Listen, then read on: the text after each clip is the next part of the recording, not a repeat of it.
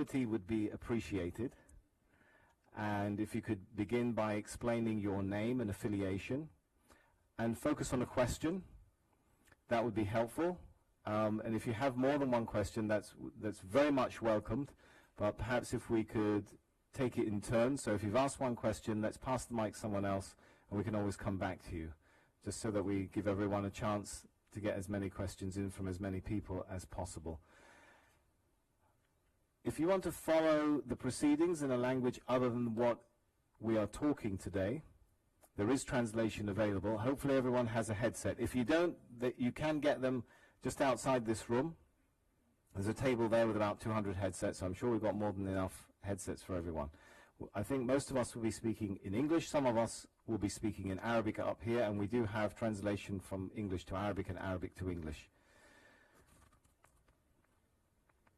All right, that's our opening points. I don't want to elaborate too much. We know the title.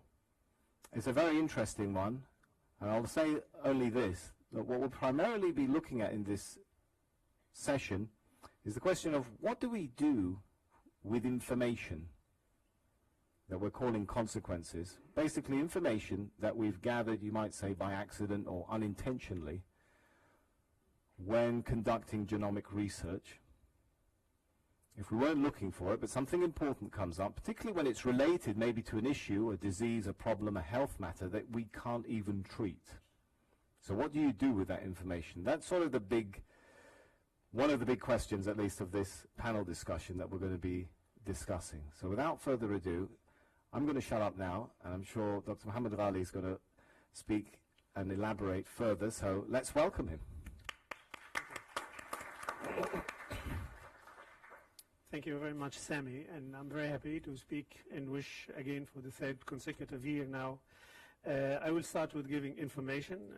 It seems you like to get information, so we will start with information, with which I first acknowledge the colleagues who participated in writing the report. You can get copies of it from outside Genomics in the Gulf region and Islamic ethics. Dr. Iman Sadoun, most of them, they are with us here in the first row. Dr. Iman Sadoun from the Ministry of Public Health, Dr. Fawzan Al-Quraya from the Saudi Human Genome Program, Dr. Khalid Fakhro from Sidra and Qatar Genome Program, Ma'an Zawati from the Center of Genomics in Canada, Dr. Saeed Ismail from Qatar Genome Program and Qatar Biobank, Dr. Tawfiq bin Umran from Hamad Medical Corporation and Weill Cornell. I don't have enough words to thank them for the great efforts they have been doing. As you see, the report contains 3 sections. I have only done one of it, and the rest has been done by the colleagues, and they have written information which I can never think that I can write because, of course, of my limited knowledge, my study background, etc. So I thank them very much. I also, of course, thank the team of WISH who have done also great efforts to bring this report and this research forum to a satisfactory and successful end. Now, after giving this information, I move to the philosophy behind the report, which is very important to understand the content of the report. So I will get into too much details. You can read the report at your ease later on. But the point that I wanted to say here first is, as Sami started, one of the key elements and key characteristics of genomics, or the genomic revolution as it is called, is explosion of knowledge. We get so much knowledge and information which sometimes we have never even expected to have them at a specific moment in our human life. Now we get, and we get much more than what we expect. Getting knowledge is something great and fantastic and important to have, through which we can solve our problems in a wise way, but it also creates challenges with it. What to do with this information, especially if this information is not the information you were looking for. So I go to a hospital to do a clinical test because I have a specific disease, I suffer from a specific pain. They do genome or exome sequencing, and then we end up with much more information than what I wanted and more than what my clinician also planned to. I participate in biomedical research or genomic research. I donate my sample, and then the team get information which has some relevance maybe to my social life or health life or lifestyle or whatever. What to do with this information? Should we tell the people if I'm in the position of a biomedical scientist? Should I accept receiving this information if I am a research participant? Should this information go to other people, my relatives? Should this information go to state authorities? What to do with this extra information? And this is what we call ethical management of incidental findings. And this is the core business dealt with in the report. We have genome on which is the entire DNA structure of us, which bring us explosion of information, etc. The Gulf region, and more specifically Qatar and also Saudi Arabia and many other Gulf countries, are now strongly involved in this. It is very clear that there is a strong will from the policy makers, from the politicians, from the biomedical scientists, that people in the Muslim world are not willing anymore to remain as consumers of knowledge produced elsewhere, but they want to have active role in participating and producing knowledge. So, and the first chapter, the first section of the report speaks in detail about this. What we want to say here is that this is genome as a technical term. If we can use genome as a metaphor, or we call the first one genome 1, we have a genome 2. We have another genome, which we call in the bioethics literature the moral world. We make our decisions when we have difficult choices, not just based on raw material and raw information done through mathematical calculations of risks and benefits, but we take these decisions based on a package of values, a package of principles we believe in, and we think that remaining with sincere commitment to these principles and to these values will make me satisfied and feeling conscientious and happy in my life. This moral world, or this genome 2, or this ethical worldview, whatever you like, the statement we make in the report is that religion is an important component of this moral world. Unfortunately, as it's seen in the section 2 of the report, which discusses the international bioethical deliberations, religious perspectives are almost not represented in the international literature. At least they are not central. When it comes to people who describe themselves as Muslims, affiliated with the religion of Islam, reality and both reality and research demonstrate that religious values make an important and integral part of the moral world of this group of people, whether they live in Muslim majority countries or outside Muslim majority countries. This genome 2, or using this genome or moral world or genome as a metaphor, how does it work? What kind of values are therein? How they are getting employed and used, prioritized in order to make decisions about difficult choices, etc. We say in the report that this needs research, and this needs evidence-based research. What we have in the Muslim world at the moment, we have fatwas, and we have Muslim religious scholars working very hard with biomedical scientists to work on giving an answer to specific questions, which we think is an important part of the moral world of people are affiliated with Islam, but this shouldn't be made equal to the whole moral world. The whole moral world is much bigger than this and much more complicated than this, and addressing this moral world in its totality, in its comprehensive character, will help coming up with conclusions in a much more fitting way with the Islamic worldview. We believe that there is a very important support from different sectors for involving Islamic ethical perspective in these issues at the political level, at the scientific level. I have to say that choosing this idea is not ours, is not coming from specialists in Islamic studies, but it is coming from the colleagues who are working in the biomedical field, who came to us and asked and say, we have a problem, we are trying to make benefit for society, but we don't want to have backlash from society. Maybe what we are doing can be problematic for the people, so we want your advice for this. In the report, in the last section of the report, we try to give helping hand and support for this, and we came to the following conclusions. When it comes to incidental findings, what to do with this extra information?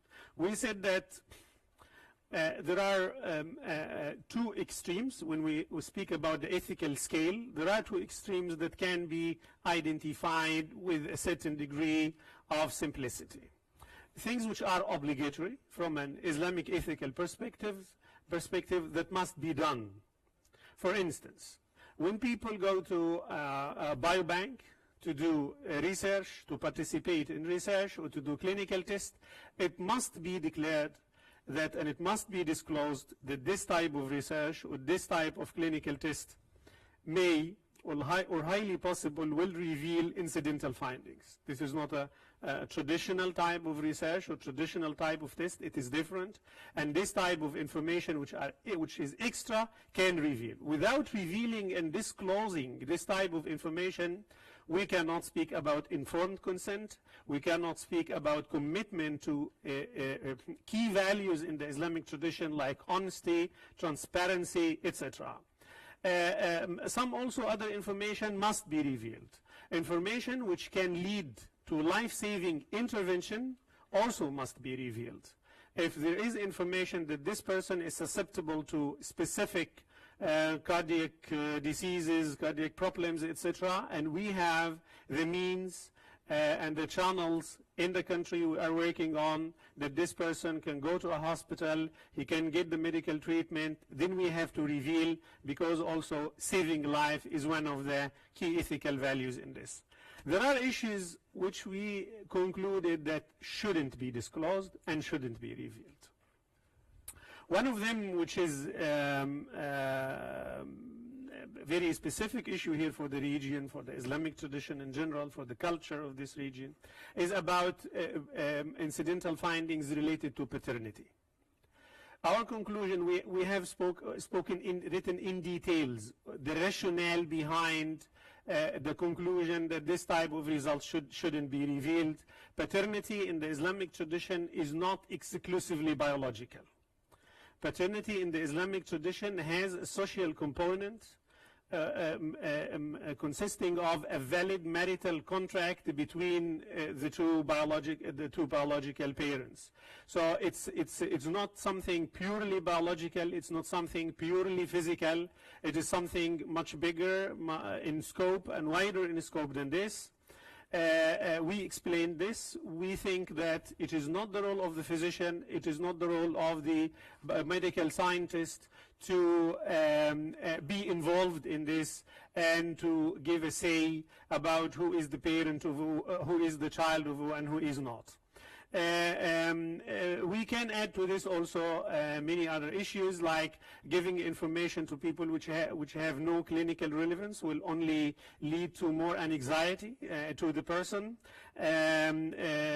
Information which will not lead to any further action because there are no facilities, etc. And we said that what's in between the obligatory actions and the forbidden actions, the great space which is in between needs further discussion. There is no one-size-fits-all approach for incidental findings.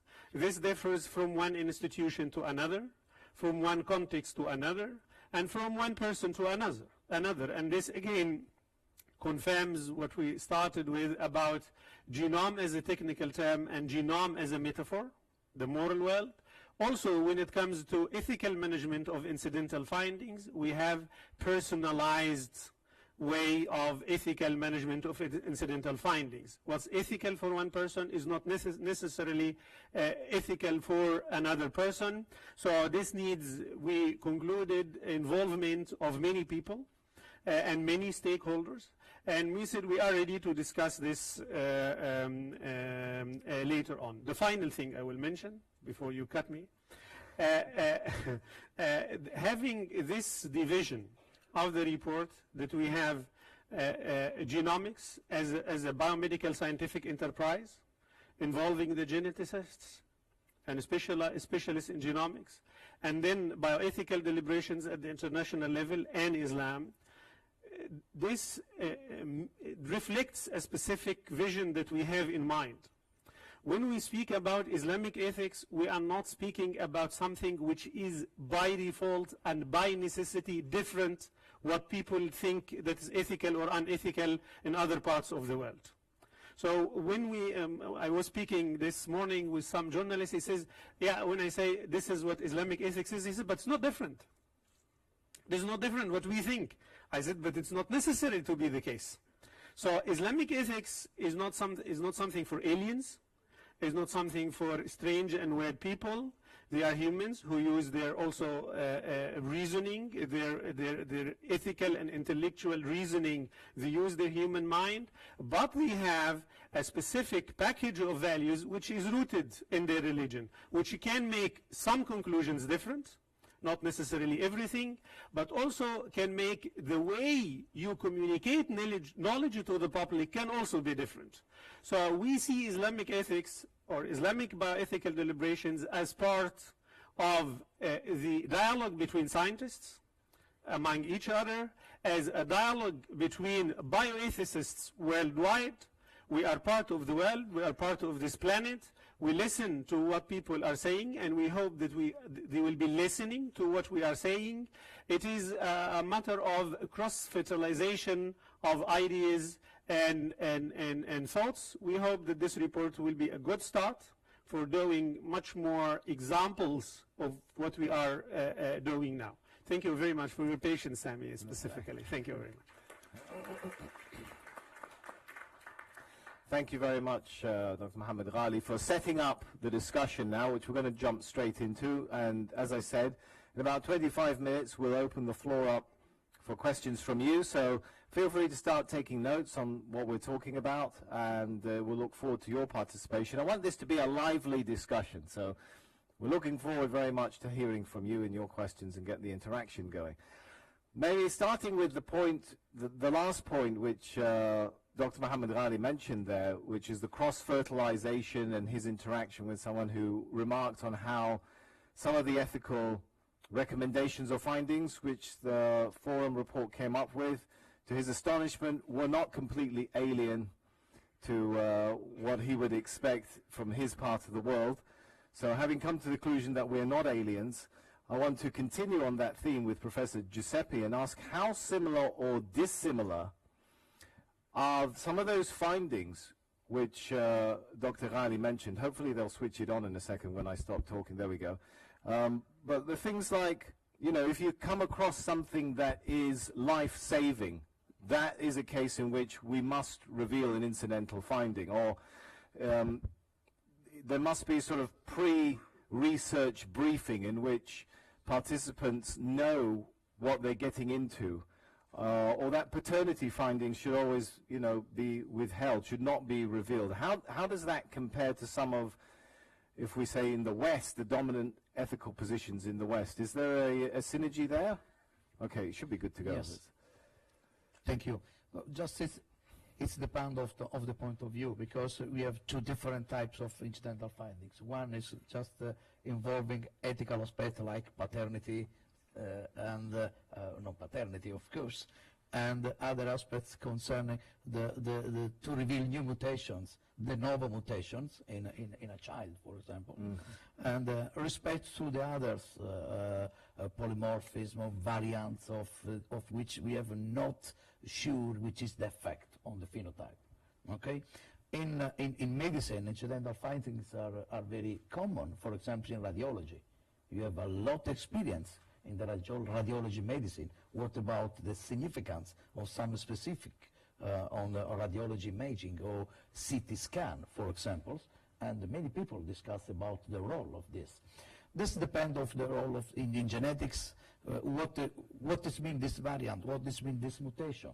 And of course, it's the first ask us is if we need to discuss about the penetrance of the mutation or the variants or the expressivity of this. Therefore, how we can interpret this. So I'm following. Are you saying it's how you interpret that determines Yes. what you do with the information and whether you release it or not? Is that what you're Yes, we have two different groups. In some cases, we report incidental findings in the diagnostic report classical. Right. In other case, we have another sheet. We report incidental findings on another sheet, and this will be discussed with parents in terms of genetic counseling. We have a mandatory genetic counseling pre-test. Right. Before we do test, and after we have a mandatory genetic counseling post-test. Right. Just in order to discuss the two Interesting. different aspects. Okay, Dr. Nahla, go ahead. You wanted to get in there. I'm glad we're picking up, and I'm going to encourage the panelists. Don't wait for me. You know, I'll only pick on you if you don't talk. But go ahead, Dr. Nahla. So for us here, we have to differentiate between the incidental findings in the medical care and the research perspective. Because even for the medical care, it's very important that the patient is sitting with his clinician. They have the results is coming from a medical lab, which is certified lab. And there is also a consultant where they can convey the results and professional. And there are genetic counselor sitting with them. So this is a group of incidental finding is different than the research. From other part from the research, you have a researcher who has a major, has expertise in certain point. Then he discovered this extra or out of scope discovery related to the genetic. But we cannot convey the research results directly to the participant. You have to go and validate the results, and then you have to interpret it as mentioned now with a specialist who will be responsible for that. Who does the interpretation, Doctor? That's why you have to have a specialized certified person. So it will enter into another perspective. And also for screening programs that the incidence of finding an incidental finding is high, because like neonatal screening program, you have children, you discover there are gene variations, and you have to know from where he got this genetic variation, from the father, from the mother. So if the dispute about the paternity, it can arise also. And if biobanking, like we have a cohort and the incidental finding, like you are screening a lot, like participant, they sign the consent with whatever disclosure they want to do. But when you provide the data to the researcher, you provide it anonymized. There is no information. Who will take the decision that to break this anonymization, identify the person? It's not us. We have to identify that. And who will pay for the validation of the results from researcher? So it's a big issue. We have to standardize and also to work systematically on each one. That's why the importance of the report will initiate that, and this discussion, I think, will reach something. I like how you've ended off there. We need to standardize that. Professor Tariq Ramadan, how do we standardize that from Islamic ethical perspective? I've put the whole burden of this panel on your shoulders now to come up with a solution. First, I just wanted to thank the people who were in charge of this report, because I really think it's a very high quality and important as a starting point in the discussion. Really, I think it's important, and with the different sections.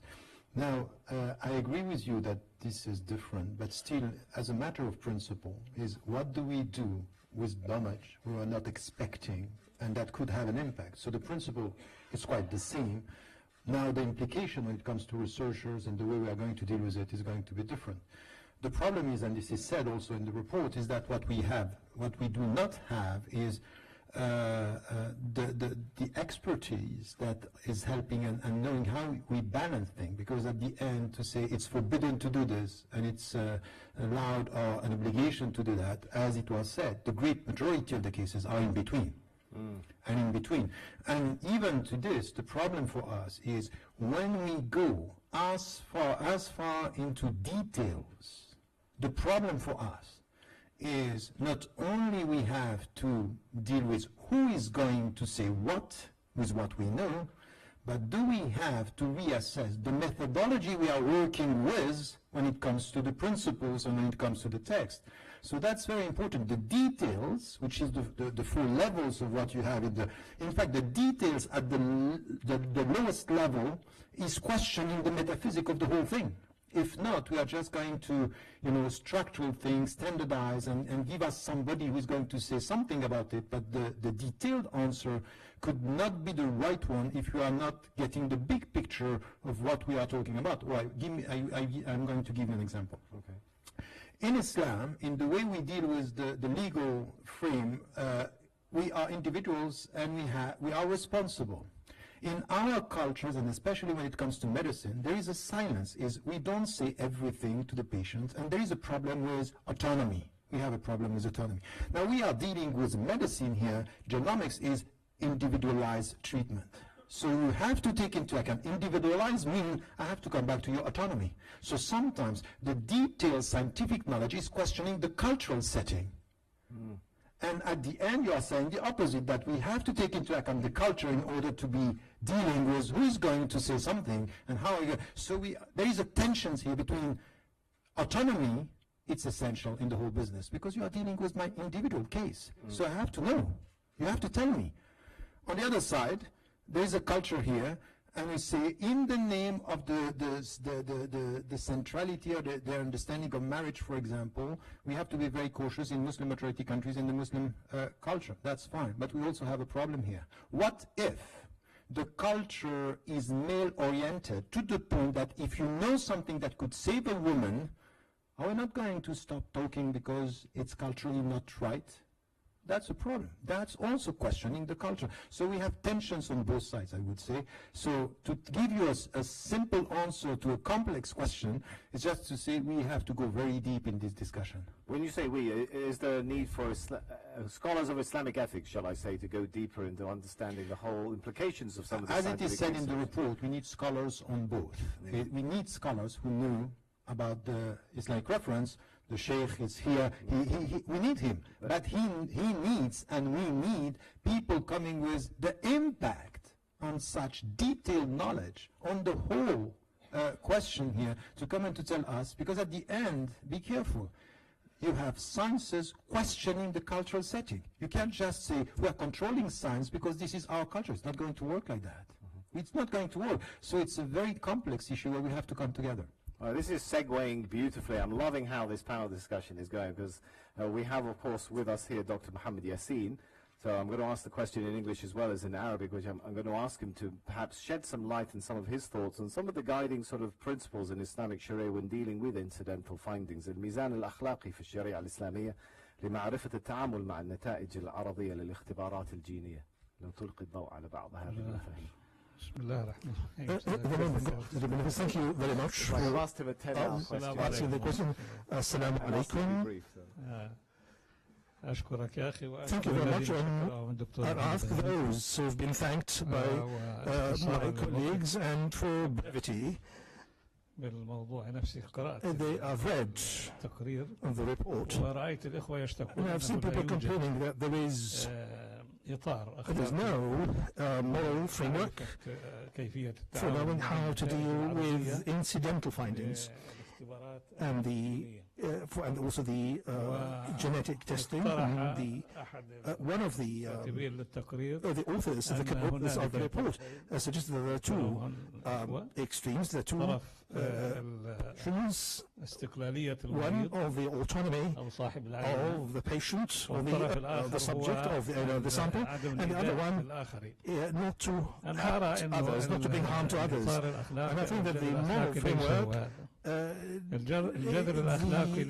moral aspect of this issue is the comparison between the benefits and the harms that are brought about by the disclosure of the findings and the non-disclosure of findings. So we have to positions to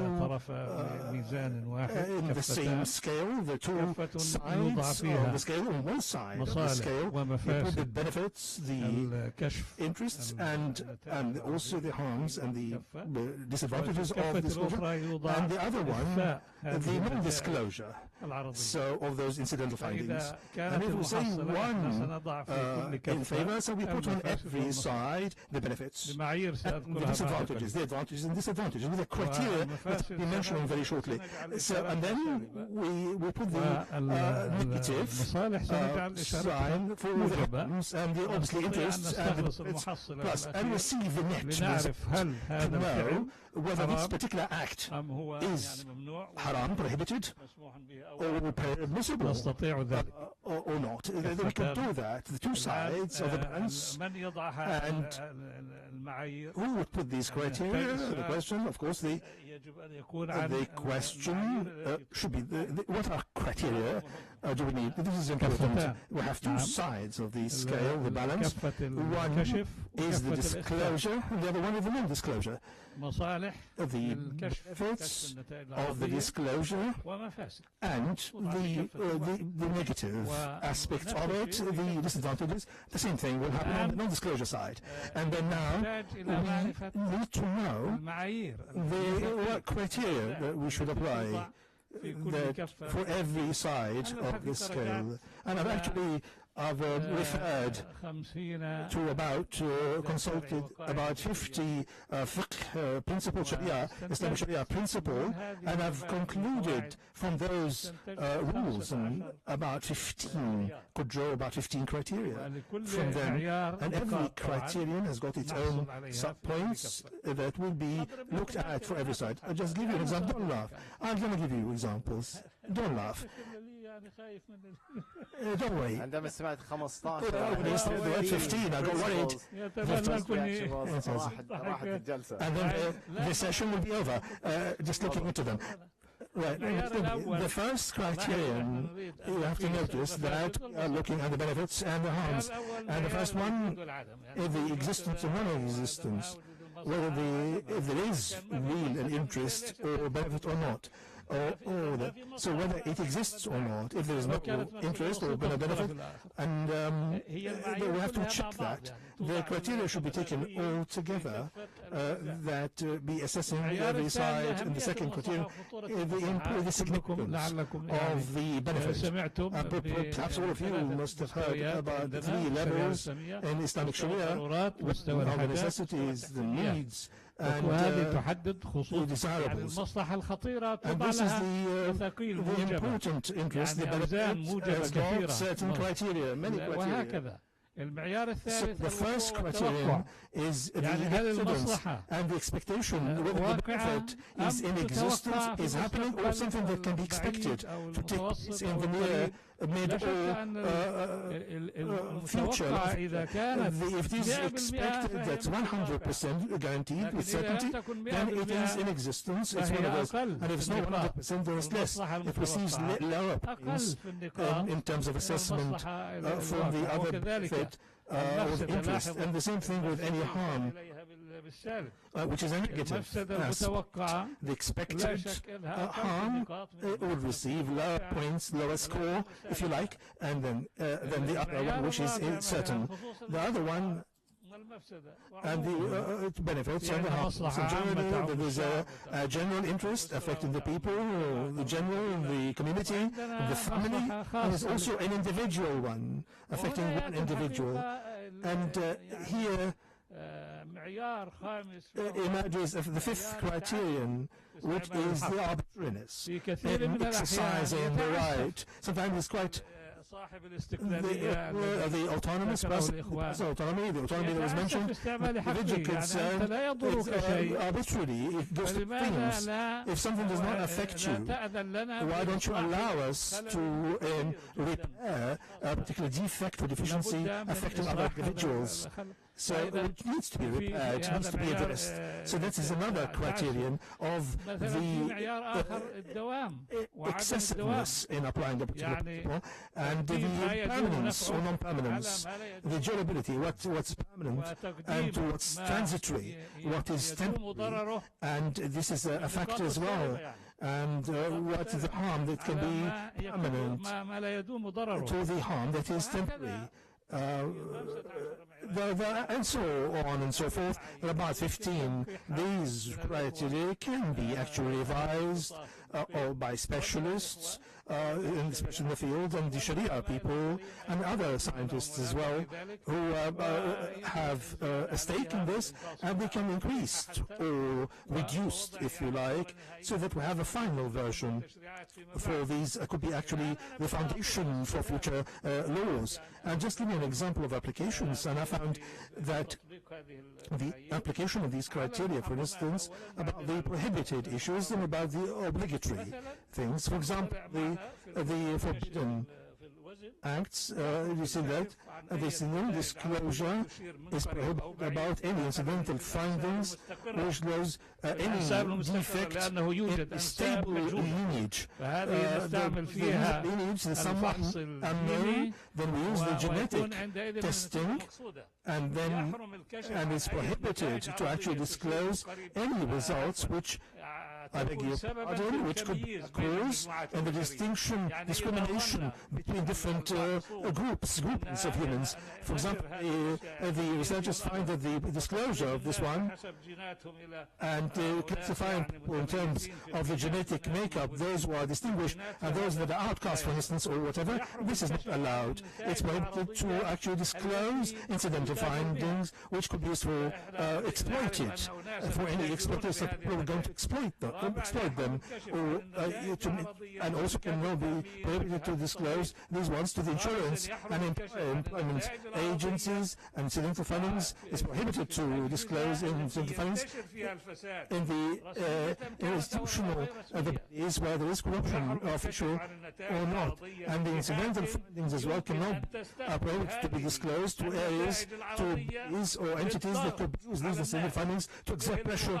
on people, like intelligence agencies. And also it's prohibited to disclose incidental findings to the media outlets. The media, unless except in one exception, where the disclosure of such incidental findings would encourage people to have a conduct or behavior that will increase or enhance their moral standing, their moral principles. أيضا يحرم الكشف عن نتائج عرضية لفحص يجري على منعدمي أو ناقصي الأهلية.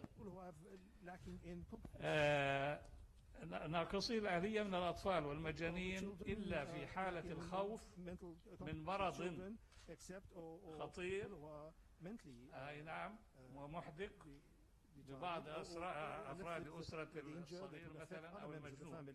يجوز عندئذ الكشف لدفع الخائبة. تاسعا بس هذه آخر يعني لو تقرب المايك من فمك قليل. طيب السلام عليكم. لا ما هي نعم بتشجع ولا بتقول اللي خلصت؟ They're encouraging you. بارك الله فيك. الله ظنيتك بتقولي له مع السلامة. ما هو اللي بيصفقوا له دائما بعد ما يخلص. لا بقي تاسعا مثلا يحرم الكشف. شفت يا دكتورة يعني بالنسبة للمرضى الصغار الأطفال يحرم الكشف إلا إذا في مرض خطير لواحد من أفراد الأسرة مثلا. عاشرا يحرم الكشف عن نتائج عرضية على ميت أجريت على ميت إلا لدفع ضرر محدق أيضا بأشخاص آخرين على قيد الحياة. لأنه إحنا عندنا في الإسلام يقولون الحي أولى بالرعاية من الميت. الحي أولى بالرعاية. يحرم ترك الملفات الصحية الشخصية التي تحتوي على نتائج فحص جيني للمرضى سائبة يطلع عليها من ليس له علاقة. ينبغي أن تكون ملفات خاصة بالجينات. هذا نظري. He's open actually. أثرت كثير من النقاط ربما تحتاج إلى المزيد من النقاش. تفضل. Let's take a second. All right, there we go. We appreciate very much. نقدر البحث الذي قمت به وتحليلك ووضع بعض هذه المعايير، وفي الحقيقة ما شرحته لنا يثير المزيد من التساؤلات. ولكن قبل الدخول في المزيد من التفاصيل في هذا الأمر opened up in my mind من وجهة نظري ومن وجهة questions, but before we get too deep into that, I'd like to turn to our guest, the Minister of Health from Somalia, and say, are we overlooking the disparity of challenges in some countries? How useful or how important is some of these issues when it comes to the ethics of, genomic research, like Somalia, a host of challenges? How can that be incorporated to improve the healthcare situation in your country, for example? Thank you. لو تسمح نستمع من سيد الوزير الأول بعدين نرجع لك أستاذي. تفضل. شكرا. السلام عليكم. I think that's a very important question. But before I go and dwell into or try to answer that question, I'm a politician. I'm not a doctor, so I have to be very careful. We are in a time, in an era where it is possible to study, thanks to the innovation and technology that we have today, it is possible to unlock the secret of genes. And by unlocking these secrets, some of these secrets are unwanted and they are unwelcome because we have preferences in our culture, we have preferences in our regulations, we have preferences in every kind of aspect of life we have. Whether it is a marriage between a man and a woman, whether it is a contract between people and a government, whether it is a regulation in an institution where you are doing that study. So all these things have some kind of control in our aspect in life, and it might even contaminate the result. So to answer your question, in Somalia at the moment, there are so many other priorities than the study of genes, things like that. The health system of Somalia is dealing with the primary care. We are trying and struggling to cope with the effect of primary care, and we are trying to do that effectively.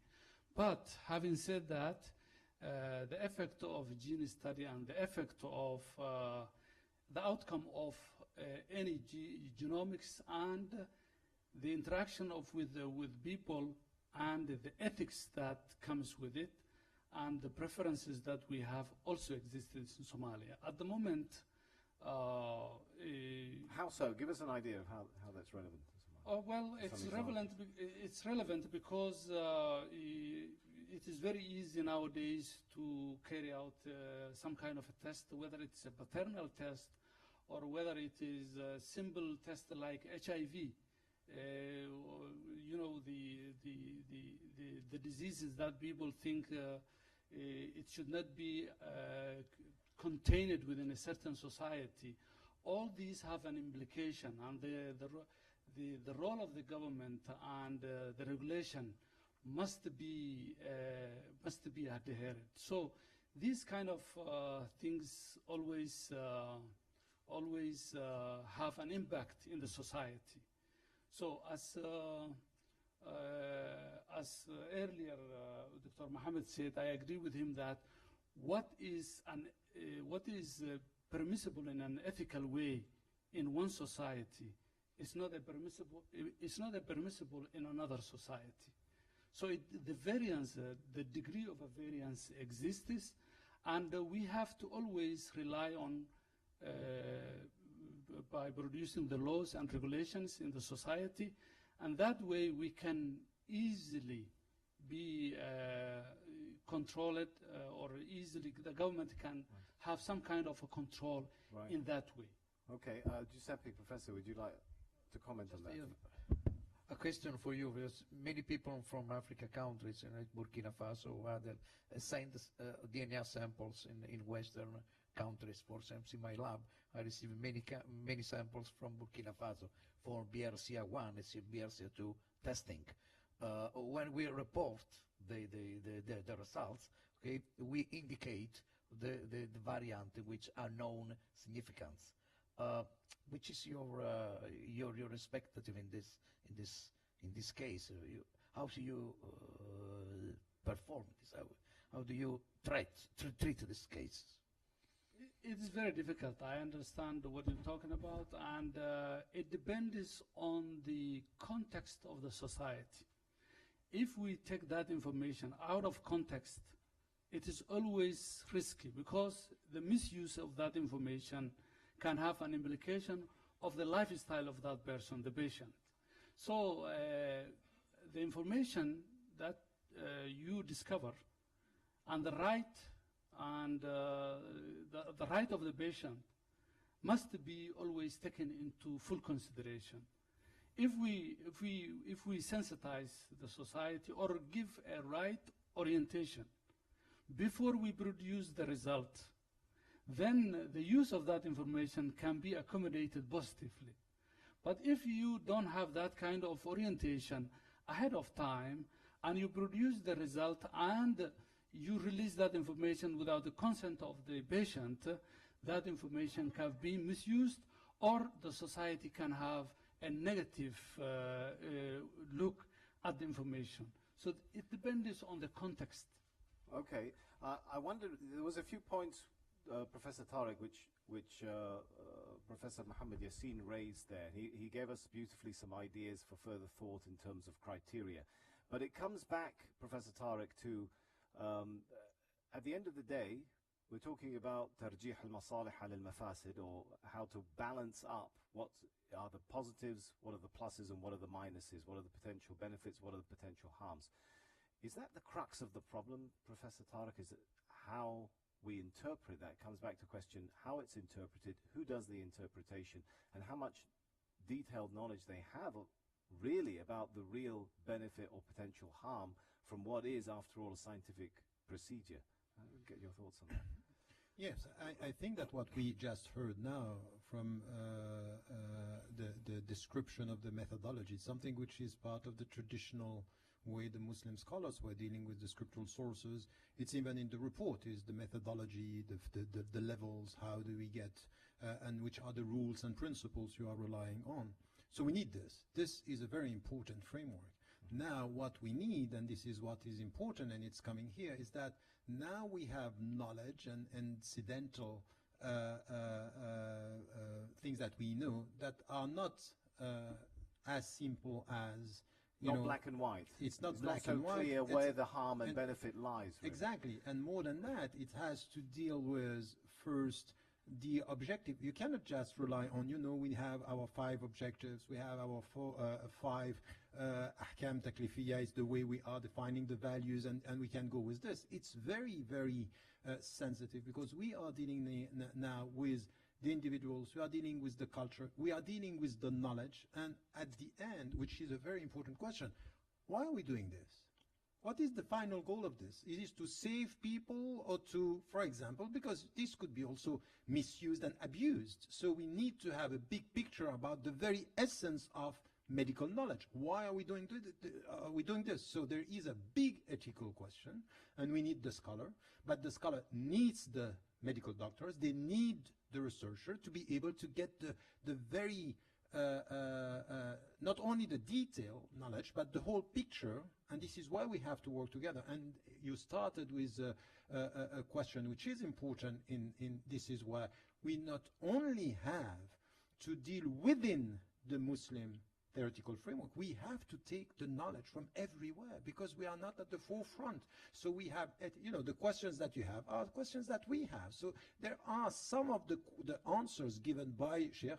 I'm sure anyone who has an ethical framework will say, we agree on that. Of course, he's not going to, we cannot give this information to insurances, we cannot do this with, so we should work together. So now it's transdisciplinary, But my main question here is that sometimes my feeling is that the very old traditional framework is not enough to come to responses to these details. On that point, Dr. Mohammed Yassin, لو توضح باختصار ما قاله الدكتور طارق رمضان أن هذه المفاهيم الآن ربما هي ليست كافية بحد ذاتها، تحتاج إلى المزيد من الاستيضاح.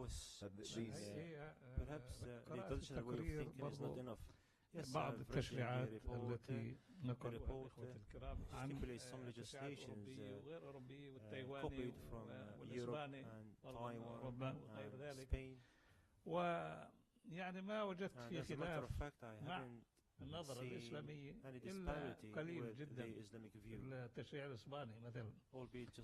هذه المسائل يا أخوة مسائل المستحدثة أكثرها يوضع في ميزان المصالح والمفاسد، المضرات العقلاء يكادون يتفقون إذا جلسوا معا سيتفقون على هذه الأشياء. يعني التشريعات رأيتها ربما حتى تتشدد، يعني الكلية الأمريكية الطبية أيضا واللجنة الوزارية الأوروبية والتشريعات أيضا أتوا بها كلها تتفق الحقيقة مع نظرة الإسلام في هذه القضية، والكل يبحث أنه هذا في ضرر أكثر أم في نفع أكثر. يعني شغلة الأمور منطقية وعقلية ويتفق فيها البشر، يعني حتى علماء أصول الفقه قالوا يتفقون في مقاصد الشريعة اللي هي الخمسة، يتفق البشر فيها. Go ahead, Dr. Mohammed Ghali. A little comment on these discussions. I think what Professor Yassin has suggested, and it's the first time now to hear it, we will have much more discussions about this later. I don't want to lose the focus which we try to provide in the report, that we speak about moral world, which is a parallel genome to us. We are not speaking about addressing a specific question in a specific context, giving an answer to it, which is the final result. This is what you have to present at the end. But this is not everything. The issue is much bigger than this. I will give just two little examples. When Dr. Yassin is speaking about balancing the benefits and harms, and then he goes further on the basis of what we call legal maxim, القواعد الفقهية, etc. There is a question beyond this. What makes something benefit and what makes something harm? On what basis you will put it in the benefits or in the harms? Define yes, simply in the genomics, physicians and biomedical scientists will this is good for your health and this is bad for. But is this everything? No. No. We don't the moral world is bigger than this. Moral world is bigger than this. We have in the Western bioethical discourse, we speak about clinical utility.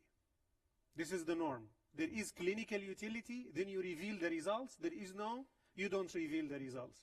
But if you put the moral world, if we speak about, maybe the results that you want to convey to me, or you may convey to me, do not have clinical utility, but they may have religious or social utility.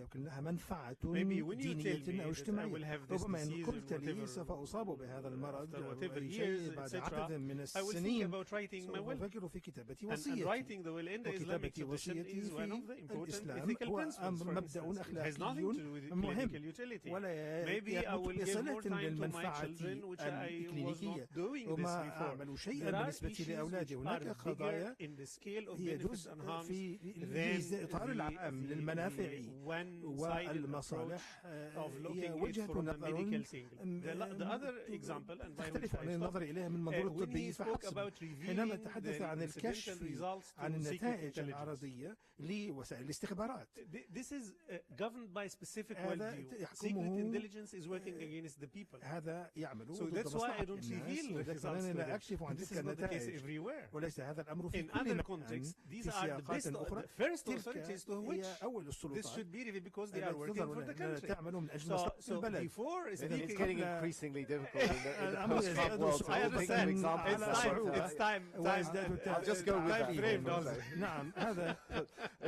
I know the Professor Giuseppe wants to get in on this, but before you do so, can I شيء just قبل أن ask Dr. تفعل Nakla, أطلب من how do الدكتور you نحلة practically, if we get كيف someone with a practical تقومون experience, and perhaps لديكم as خبرة well, عملية Professor وربما Giuseppe بروفيسور can enlighten on that, جوزيبي but أيضا let's say قد ladies يضيفه first. إلى ذلك. How do you لكن practically السيدة deal with some أولا of كيف those تتعاملون questions مع of بعض تلك beyond الأسئلة medical utility التي when you have to تتجاوز make a call حدود as to whether you're المنفعة going to release this الطبية information or حين not? How إصدار do you decide المعلومات if من there is عدمه؟ social كيف utility, تقررون إذا كانت هناك utility, منفعة some other اجتماعية utility? أو How do you دينية deal أو with those سواها؟ questions? كيف For تتعاملون us, مع هذه القضايا؟ mainly we are بالنسبة following لنا في whatever المقام the الأول regulation نحن and نتعامل مع policies are published الأنظمة and with واللوائح the Ministry of والسياسات Public Health. مع So وزارة we are following الصحة the العامة. guidelines نحن from their نتبع side and the الإرشادات consent من of the جانبها participant. Once the وموافقة الأطراف participants they المعنية agree, approve مدى that we وافقة release for الأطراف them the المعنية على data أن or the نكشف عن incidental finding البيانات which we have, which العرضية we face التي a lot لدينا because we have وأن a لدينا medical الكثير checkup منها and we لدينا refer فحوصات them. طبية If they agree that we ونحيلهم refer إليها them to إذا the وافقنا على ذلك participant and they فسوف know that نحيلهم they want to know the للعلاج results, الطبي وإذا أرادوا أن we يعرفوا oblige النتائج to inform So them. فإنهم primarily you take ملزمون your cue from the بإطلاعهم participant. عليه. Yes, فأنتم exactly. تأخذون نظرة المشاركين إذن Professor Giuseppe, you said you had an جوزيبي example on لقد this قلت أن question. How do you لديك deal with it? مثال عن my colleague هذا كيف in which تتعامل my lab was involved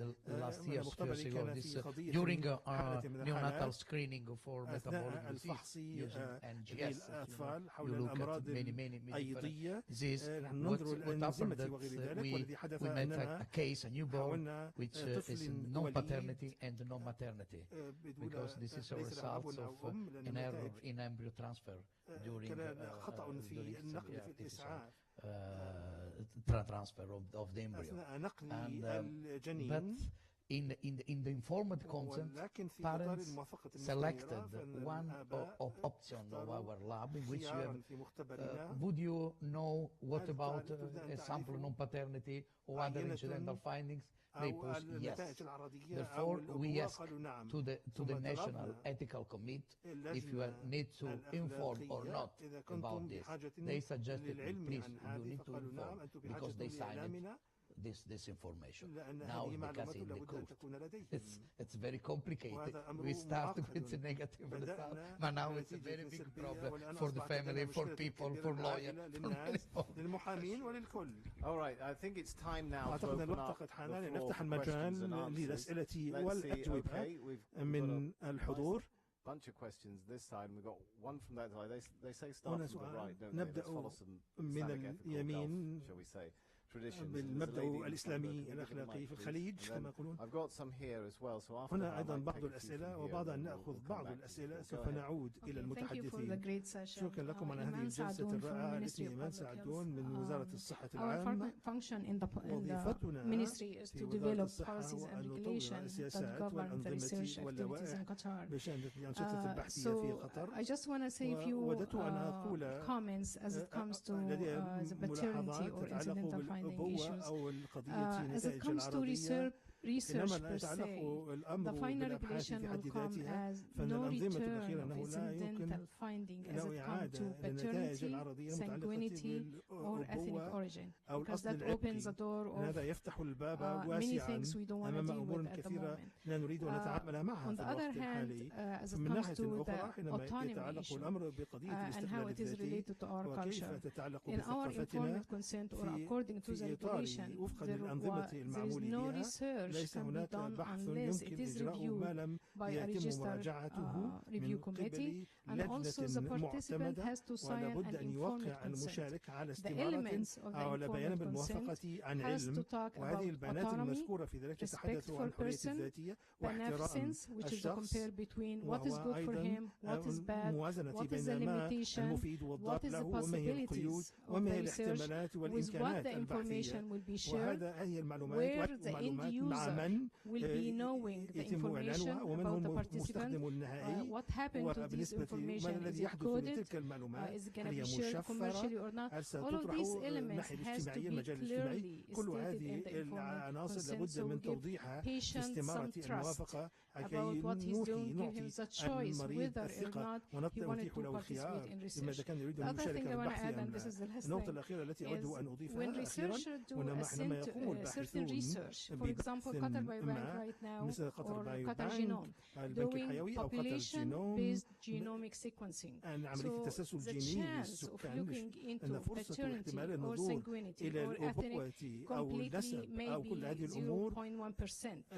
It will need some 0.01% endeavor from the researcher to go and look يسمح into للباحث بأن certain ينظر في polymorphism جوانب and certain work, certain biomarker to come up with this وعلامات information. So بيولوجية it's وسيمة impossible. دليلية. This is number هذا one. أمر مستحيل However, من if حيث it is a المبدأ، disease ولكن إذا specific كان or المرض disease أمر related, محدد that will ومتعلق go بمرض directly معين، to the هذا يذهب clinician مباشرة because the إلى الطبيب researcher المعالج، doesn't have لأن enough الباحث ليس information to لديه deal with the معلومات situation. كافية And للتعامل with مع the الموقف. clinician comes وبالتالي إذا يأتي genetic الطبيب counseling, يقدم comes the الإرشاد nurse who is الجيني، turned to وتأتي deal with that, الممرضة التي comes also تتعامل with مع the المريض، patient. Do وتأتي you مع want to know or المريض. not? هل تريد أن It has to be تعرف some أم sort لا؟ of لابد أن agreement يكون هناك between the موافقة من نوع clinician, ما the بين patient, الطبيب and the المعالج family to والمريض know. وأسرة Do you want المريض. more? Do you يمكن want to أن know يريدون more about مزيدا these من risk factors? المعرفات Because lots عن of these العوامل، risk أن الكثير factors من هذه can عوامل happen, الخطر cannot قد happen تحدث according أو to لا the تحدث تبعا interaction with the للتفاعل environment, مع the البيئة metabolomics مثلا inside your body. والأمور So الأخرى many other داخل factors الجسم. affect هناك the عوامل result. أخرى Thank كثيرة you. أيضا تؤثر على That ذلك. segues beautifully. I know هذه we'll نقلة get the جميلة microphone next to تأخذنا the إلى النقطة gentleman here. But التالية. before we do السيدة that, can قبل I أن just نفعل ذلك take a أود أن question that's أخذ come on my سؤالا iPad here جاء على before it الآيباد shuts لدي down, هنا from Sarah Bugari, if I'm من سارة pronouncing your name correctly. بوغري. And she, I think it معذرة إن segues لم nicely off the أنطق comment that الاسم we بشكل just had صحيح. from the لقد lady قالت in the front row. الملاحظة اللي She's جاءت saying من we're talking السيدة هنا about putting قبل أن positives نتحدث before عن negatives موضوع and the decision الإيجابيات to whether to والسلبيات. divulge incidental ما إذا findings. كنا نكشف But what makes the النقاط عن physician النتائج the الذي decision ما الذي maker? يجعل Why الطبيب wouldn't the هو patient صاحب be the القرار؟ one making لماذا the لا يتخذ decision? Can we get المريض anyone هذا in the panel القرار؟ to answer هل that? أحد Or are المبتعثين we يرغب في الإجابة على هذا overlooking السؤال؟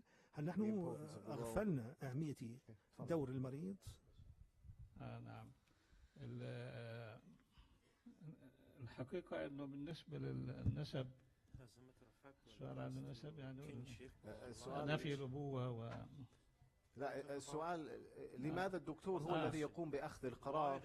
لا، ليس هو الدكتور وليس المريض نفسه. هذه بيت القصيد فعلا الذي يعني هو المشكلة قلة التواصل بين أهل الاختصاص الدقيق وبين العلماء، علماء الشريعة وعلماء الأخلاق وعلماء القانون. الدكتور محمد غالي ومن إخوانه في التقرير ذكروا فعلا منهجية الاجتهاد في النوازل، في أمور النوازل. أول شيء في توصيف وفي أو تصوير وفي تصور. يعني لازم أنا أحصل على صورة المسألة حتى أستطيع أن أعطيك، لكن لازم أحصل عليها بإخلاص وبصدق وبتفاصيلها التي أستطيع أن أفهمها والتي يقدر أهل الاختصاص أن لها أثر في الفتوى. لذلك احنا لا نفتي إلا على قدر ما يأتينا. ولذلك هي الحقيقة 4 مراحل: فهم عميق من أهل التصوير، وثم تصوير جيد لأهل العلم الشرعي، ثم تصور يعني فهم دقيق من أهل الشرع للمسألة، ثم إنزالها على الموضوع.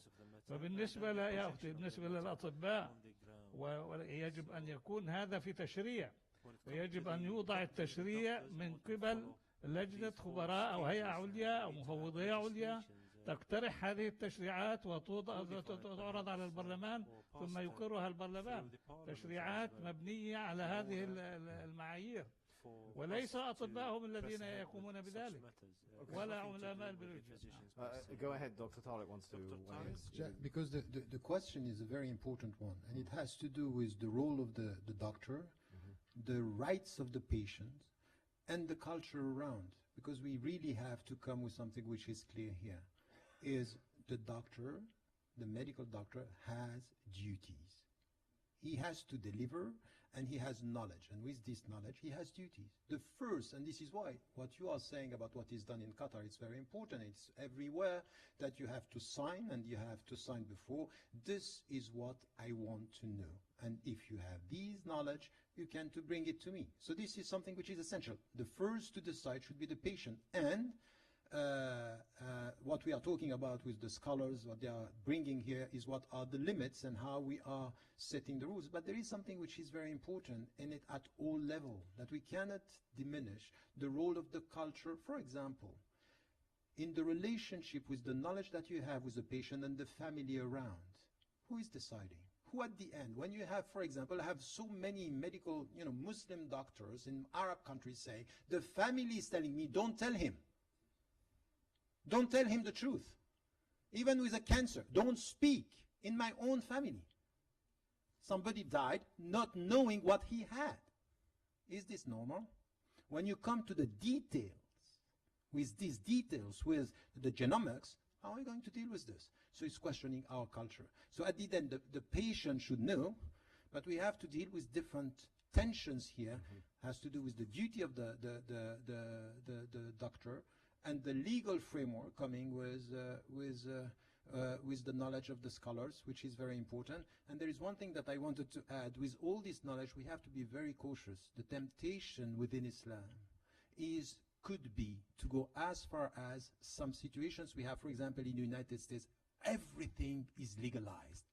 And to the point that you don't know what you can do. At the end, and fiqh could be this. Fiqh in our tradition could be overemphasizing, oh, we got you now because you didn't tell us, or things like this. So it's dangerous. Okay, go ahead, and then we'll take the gentleman. I promise we'll get to you in a second, but just a quick comment to follow up with Dr. Tariq about there should be a role for the government. There should be a role when we're talking about life-saving information, whether it is right or wrong.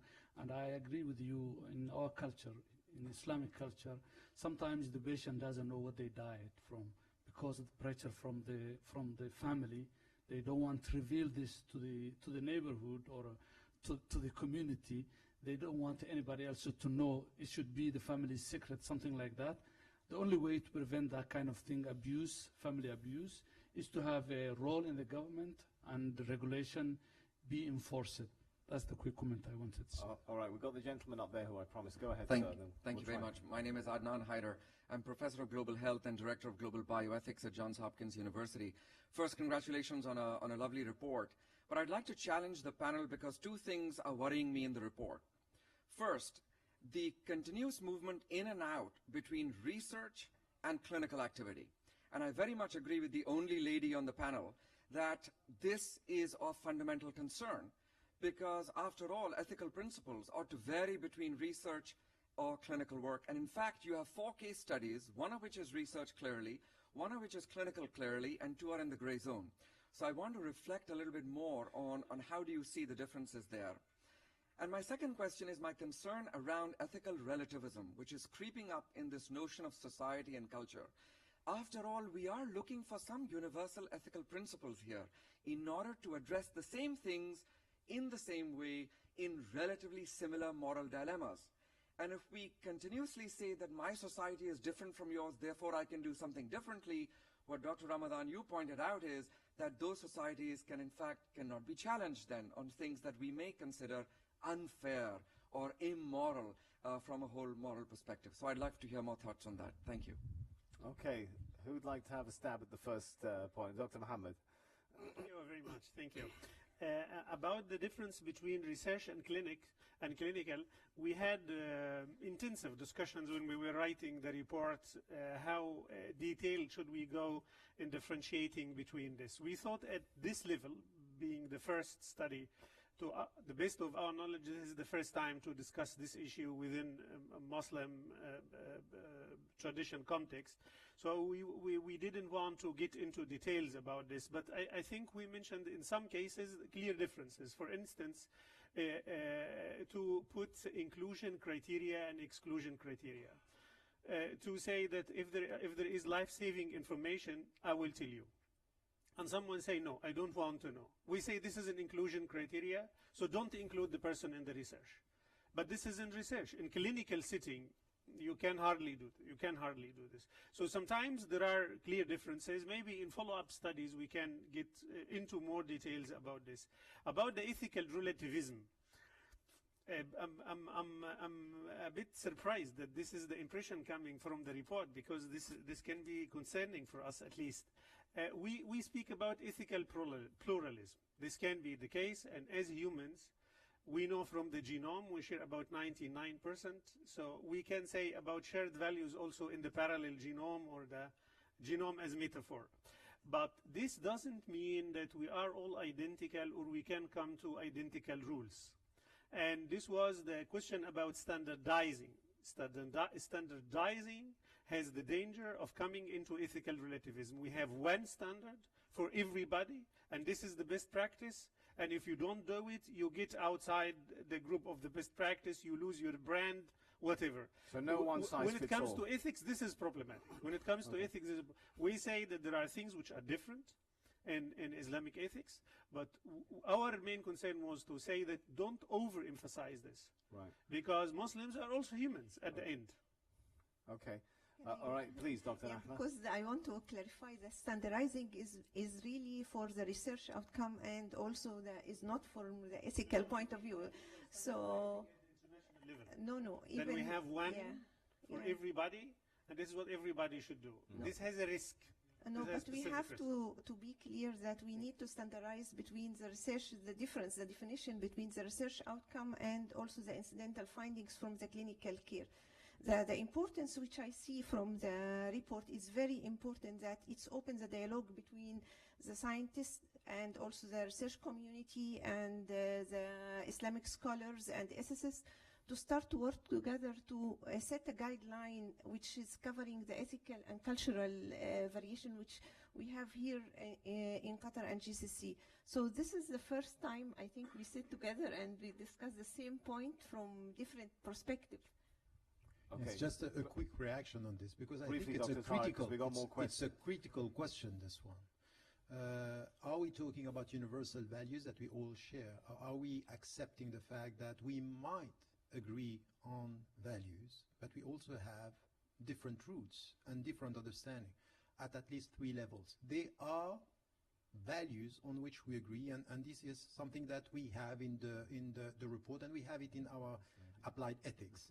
At the European Committee of Ethics, we have been talking about, and I was, agreeing with so many people on many things, but there are specificities, there are priorities, and I think that when it comes to ethics, what is expected from the medical doctors or the shuyukh, meaning the scholars, the religious scholars, is something which is called intellectual humility, in setting something that we can agree on some things, but there are things that we are not going to agree on 2 points. The hierarchy of values is not the same. We agree on justice, but where do you put justice? Where do you put equality? Where do you put freedom? This is one. And the second is the relationship between your value and the cultures. Because it might be that in one society, this value being the first implemented in this culture could be a just one, right. And in another culture, the hierarchy should change because the culture is different. So I think it's not relativism, it's just getting a right understanding of the environment within which we are dealing. Relevant to that, before we take, I think the microphone's already with the lady there, and we'll come to you in a second, but related to this, I got a question that came through on the iPad before it battery died. There's technology for you, which I think is asking a related question, which is, in the journey to unravel what is ethical versus what is unethical, is there not room to learn by experimentation? Or shall we proceed via strict philosophical deliberation? One thing that came to my mind is when Dr. Mohammed Ghadi, you were giving examples of how, if you tell a patient perhaps that they have a disease which cannot be cured, it might encourage them to write their will or to spend time with their kids. I mean, some of these sorts of societal findings, how much research do we know in what the potential impact is upon a patient? And is there not room for us to experiment? Professor Giuseppe, I haven't heard from you in a while. Could I encourage you to weigh in on that? I think this is good for my colleague, because it's just okay. No. This is the significance of empirical research and the involvement of social scientists, which is always problematic in a theological or religious discourse. Some religious scholars think I deal with scripture, so there is truth in it. I know it. I don't need to ask the people. Even people may say something wrong. But there is a very wide scope for involving empirical research and social science-based research. Right. When we speak about do people need this information or not, you have to speculate, because you don't know if there is a need or not. The religious ruling would be, if there is a need, then it's good. There is no need, it's not good. But how to know that there is a need or not? This is research. I would say I don't have to wait till I see the results. I have to do it afterwards, but also in advance. Why wouldn't I make a survey among the people? Yes, there are many issues. When it comes to Islamic ethics, the opinion of the people makes the difference. Okay, I promised the lady. No, go. You have a problem. All right. Can we? Yeah. Okay. Can we make it a brief problem?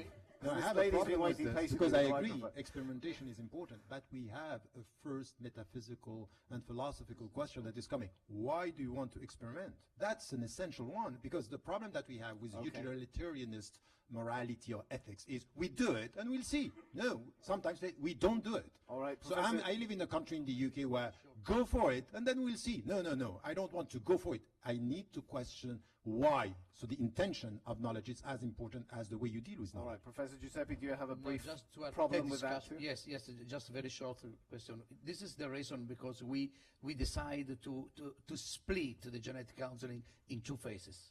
The pre-test genetic counseling and after-test, post-test genetic counseling, just to give two different levels of information. This could be a solution in some cases, but I agree with my colleague from US concerning the validity and the clinical importance of a genetic test.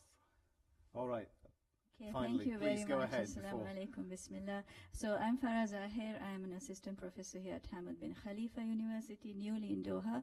I am a geneticist in training, so I deal with genomics research. I analyze whole genome sequence data for a living. So as a geneticist, I want guidance from people like yourself. It's been a wonderful panel to listen to.